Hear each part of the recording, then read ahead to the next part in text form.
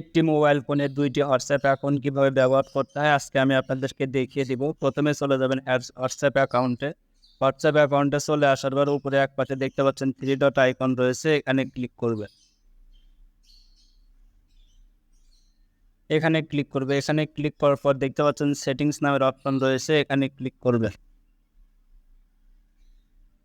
এখানে ক্লিক করার পর আপনাদের কিন্তু সেম ইন্টারফেস শো হবে।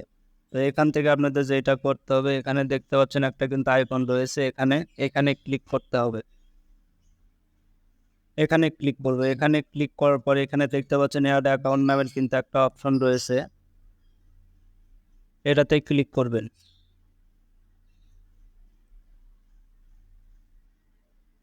এটাতে ক্লিক করার পরে এরকম ইন্টারফেস কিন্তু শো হবে। এখান থেকে দেখতে পাচ্ছেন নিচে কিন্তু একটা অপশন চলে আসছে, এগ্রি অ্যান্ড কন্টিনিউ, এখানে ক্লিক করবেন। এখানে ক্লিক করার পর অবশ্যই আপনারা আপনাদের ফোনের নাম্বারটা কিন্তু এখানে বসিয়ে দিবেন। তো আমি আমার যে কোনো একটা নাম্বার বসিয়ে দিব। নাম্বার বসিয়ে দেওয়ার পর নেক্সট নামের একটা অপশন দেখতে পাচ্ছেন, অবশ্যই নেক্সট এখানে ক্লিক করবেন। এখানে ক্লিক করব, অবশ্যই ওয়েট করব।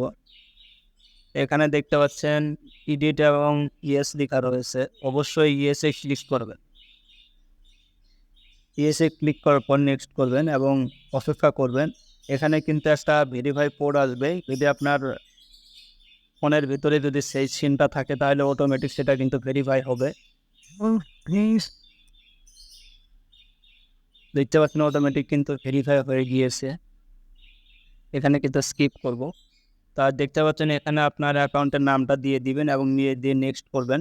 তো ভিডিওটা যদি আমার ভালো লাগে অবশ্যই আমার ফেসবুক পেজটিও ফলো করবেন এবং যারা আমার ইউটিউব থেকে দেখছেন অবশ্যই সাবস্ক্রাইব করে সাথে থাকবেন। ধন্যবাদ সবাইকে। জাস্ট আমি আপনাদের দেখানোর জন্য এইটুকু করলাম।